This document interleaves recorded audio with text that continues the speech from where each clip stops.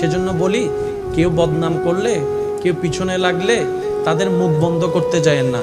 তাদের মুখের হিসাবটা রবের উপর ছেড়ে দিয়ে আপনি 2 আঙ্গুল দিয়ে নিজের কানটা বন্ধ করে ফেলেন।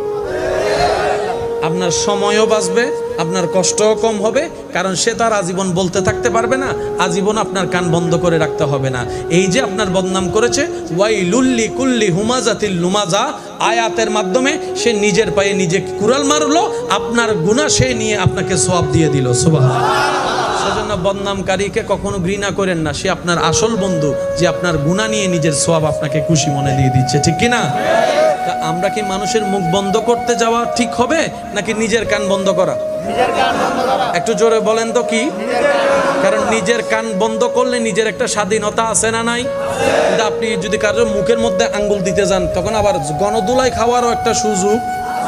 সেজন্য মানুষের মুখ বন্ধ করতে যায়েন না। কিছু